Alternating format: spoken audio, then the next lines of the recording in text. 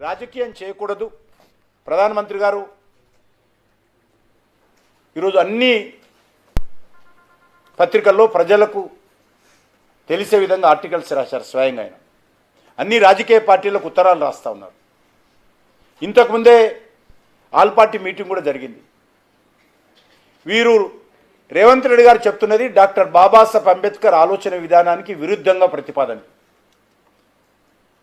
ఆర్థికంగా ఉన్నటువంటి ప్రాంతాలకు సీట్లు 50% అదనంగా ఇవ్వాలి అనేటువంటి ఆలోచన ఏదైతున్నదో ఇది అన్నిటికంటే ముందు గుజరాత్ వస్తుంది. ఆ రకంగా చూస్తున్నారు.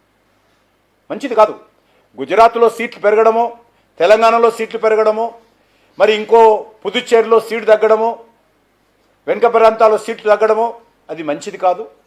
ఇప్పుడు ఎవరికీ ఇబ్బంది లేకుండా ఇప్పుడున్నటువంటి సీట్ల నిష్పత్తి ఆధారంగా చేయాలనేదే ఈరోజు కేంద్ర ప్రభుత్వ ప్రతిపాదన. ఆ ప్రతిపాదన పైన మరిన్ని నిర్మాణాత్మకమైనటువంటి సూచనలు చేయండి, సలహాలు ఇవ్వండి ప్రభుత్వానికి. అది మీకు పూర్తి హక్కు ఉన్నది, మీకు అధికారం ఉన్నది, చెప్పొచ్చు.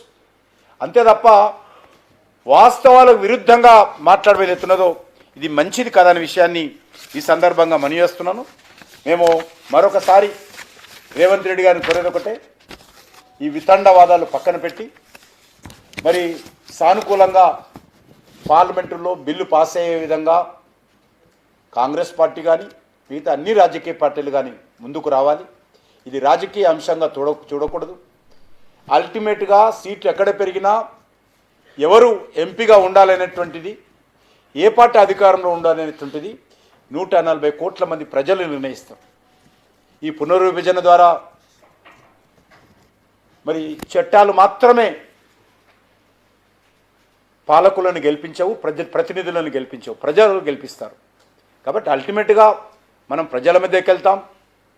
ప్రజల నుంచి ప్రజల యొక్క మద్దతు కూడగట్టుకొని గెలవాలి తప్ప మరి ఈరోజు కేంద్ర ప్రభుత్వము చాలా స్పష్టంగా మహిళలకు 33% సీట్లు ఇవ్వడము, గతంలో ఉన్నటువంటి నిష్పత్తి ఆధారంగానే, గతంలో ఉన్నటువంటి సీట్ల ఆధారంగానే ఏ రాష్ట్రానికి నష్టం జరగకూడదు. ముఖ్యంగా దక్షిణ భారతదేశాన్ని దృష్టిలో పెట్టుకొని అనేక మంది మేధావులతో చర్చించిన తర్వాత ఈ యొక్క తాత్కాలికంగా ఈ నిర్ణయం తీసుకోవడం జరిగింది. దీన్ని అందరూ కూడా పెద్ద మనసుతో మరి స్వాగతించాల్సిందిగా కోరుకుంటూ సెలవు తీసుకుంటున్నాను. 2023లో ఆమోదించిన మహిళా రిజర్వేషన్ చట్ట సవరణ ప్రకారం జనగణన అదేవిధంగా పునర్విభజన జరిగిన తర్వాత మాత్రమే పొందారు. అలాంటిది ఒకవైపు దేశంలో జనగణన జరుగుతున్న క్రమంలో ఇప్పుడు వేగంగా ఈ నిర్ణయం తీసుకోవాల్సిన అవసరం ఎందుకు వచ్చింది? జనగణన ఇప్పట్లో పూర్తి కాదు. జనగణనకు సంబంధించినటువంటి క్యాస్ట్ సెన్సస్ చేస్తూ ఉన్నాము. క్యాస్ట్ సెన్సస్ చేస్తున్నటువంటి ఈ నేపథ్యంలో చాలా ప్రక్రియ ఉంటుంది. కాబట్టి మొదటిసారిగా అది కూడా కాంగ్రెస్ పార్టీ చేయలేకపోయింది. ఏ రోజు కూడా స్వాతంత్రం వచ్చిన తర్వాత మొదటిసారి మేము కుల గణన కూడా ఈ యొక్క జనాభా సేకరణలో చర్చ చేస్తున్నాము. కాబట్టి ఇవన్నీ కూడా చాలా ప్రక్రియ ఉంటుంది. ఆ తర్వాత మనము ఈ యొక్క జనాభా సేకరణ కాకముందే ఈ యొక్క పునర్విభజన కమిటీ వేడేసే అవకాశం ఉండదు.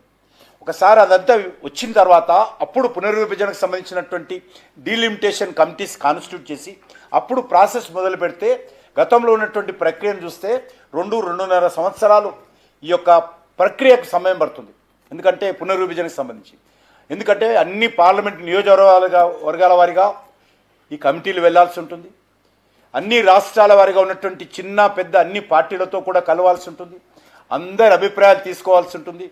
మేధావులు మీడియాకు సంబంధించినటువంటి అభిప్రాయాలు కూడా పునరుజ్జీవనలు తీసుకోవాలి. పౌర సమాజం యొక్క అభిప్రాయాలు తీసుకోవాలి. దీనికి కొన్ని వేల మంది, అన్ని రాష్ట్రాల్లో కలిపి వేల మంది ప్రతినిధులు ఆయా జిల్లాల వరకు పర్యటించాలి.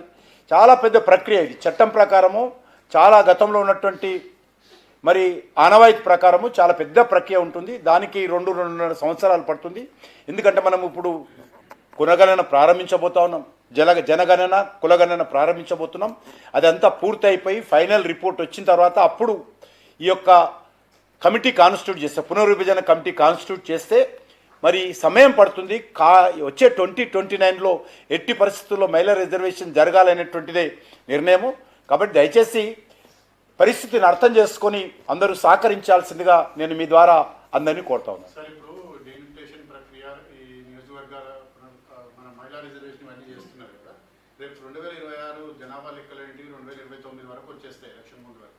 ఆ జనాభా లెక్కల ఆధారంగా రిజర్వేషన్లలో మార్పు చేర్పులు ఉంటాయి, ఈ 2029కు ఉండవు మార్పులు చేర్పులు ఉండవు. ఎందుకంటే ఇది మళ్ళీ ప్రజల దగ్గరికి వెళ్ళాలి కదా, ప్రజల దగ్గరికి వెళ్ళి సరిహద్దులు నిర్ణయించాల్సి వస్తుంది. సరిహద్దులు నిర్ణయిస్తాం. ఇప్పుడు అసెంబ్లీల వారిగా ఉండాలి, ఎందుకంటే అసెంబ్లీలు పార్లమెంటులు విడిగా చేయడానికి లేదు. ఈరోజు మన తెలంగాణలో చూసినట్లయితే, ఆంధ్రప్రదేశ్లో చూసినట్లయితే ఒక్కొక్క పార్లమెంటులో అప్పుడు కూడా 7 అసెంబ్లీలు ఉంటాయి. కాబట్టి ప్రక్రియ ఇప్పుడు 29 లోపల జరిగేటువంటి పార్లమెంట్ ఎన్నికలు జరగదు. 29 తర్వాత మళ్ళీ రేపు పార్లమెంట్లో చర్చ జరుగుతుండొచ్చు. 29 తర్వాత కొత్త జనాభా సేకరణ ఆధారంగా ఏ ప్రాతిపాదికన మళ్ళీ ఈ యొక్క పునర్విభజన జరుగుతుందనే విషయం వచ్చేటువంటి పునర్విభజనకు ఉపయోగం. విభజన గురించి అడగండి సార్. రిజర్వేషన్ల మార్పులు చేర్పులు అది తప్పకుండా జరుగుతుంది. ఇప్పుడు అన్ని రిజర్వేషన్స్ అన్నీ మారుతాయి. ఇప్పుడు మహిళా రిజర్వేషన్ మారుతుంది, ఎస్సీ రిజర్వేషన్ మారుతుంది, ఎస్టీ రిజర్వేషన్ మారుతుంది. ఇప్పుడు అన్ని రిజర్వేషన్ 3 రకాల రిజర్వేషన్స్ ఉంటాయి ఇప్పుడు చట్టసభ. అంతే, ప్రక్రియ అంతే ఉంటుంది, నెంబర్ అంతే ఉంటుంది, నెంబర్ మారదు, కానీ స్థానాలు మారుతాయి. అంటే నేను అడిగేది ఏంటంటే సార్, ఈ 2026 జనాభా లెక్కలు ఉన్నాయి కదా, ఇవి 29 వరకు వచ్చేస్తాయి, సెన్సస్ వస్తాయి. ప్రతిపాదన అంతకు ముందే ఇదంతా ప్రక్రియ పూర్తయిపోతుంది. కమిషన్ చేసినాకనే వస్తుంది. ఇప్పుడు డీలిమిటేషన్ కమిటీ ఏదైతే మనం ఇప్పుడు చేసుకుంటామో వాళ్ళు నిర్ణయిస్తారు స్థానాలు ఎక్కడ, ఎస్సీ ఎస్టీ ఎక్కడ, అదేవిధంగా మహిళ ఎక్కడ, దానికి సంబంధించినటువంటి పార్లమెంట్లో చేసేటువంటి నియమ నిబంధనలు, రేపు ప్రభుత్వం తరఫున వచ్చేటువంటి గైడ్లైన్స్ ఆధారంగా పునర్విభజన జరుగుతుంది. రేపు 2029లో లోపలనే కానీ తర్వాత కానీ, ఎందుకంటే మనకు మేజర్ ఛాలెంజ్ ఈ యొక్క బీసీ. కొన్ని రాష్ట్రాల్లో బీసీ ఉన్నది, కొన్ని రాష్ట్రాల్లో బీసీ లేదు. ఇవన్నీ కలిపి బీసీ జనాభా క్యాస్ట్ పాపులేషన్ ప్రకటించడం మన ముందున్నటువంటి పెద్ద ఛాలెంజ్. అది నాన్ పొలిటికల్గా అందరూ ఆలోచన చేసి ఈ సమస్య పరిష్కారం కనుగొనాలి. కాబట్టి అదొక ఛాలెంజ్. ఇవన్నీ చేసి మనము పాపులేషన్కి సంబంధించినటువంటి ఫైనల్ డిక్లరేషన్ అయిన తర్వాత మళ్ళీ కమిటీ కాన్స్టిట్యూట్ చేసిన తర్వాత మళ్ళీ పునర్విభజన కమిటీ కాన్స్టిట్యూట్ చేసి ఆ తర్వాత జరిగేటువంటి ప్రక్రియలో మీ నిర్ణయం వస్తాయి. ఇప్పుడు కులగణన ఇప్పుడు కూడా లేటే, టైం 3 years 2.5 years పడుతుంది పునర్విభజన కమిటీ కాన్స్టిట్యూట్. ఈ పార్లమెంట్లో అయిపోయిన తర్వాత వెంటనే కమిటీ కూడా కాన్స్టిట్యూట్ చేయాలి.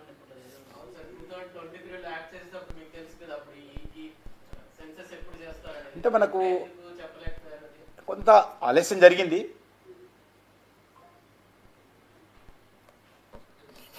Thank you.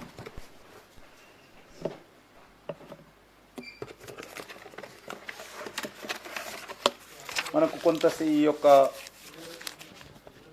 కోవిడ్ కారణం కొంత షెడ్యూల్లో నేనే ఉంటే నాకే ఉండాలి హోమ్ మినిస్ట్రీలో.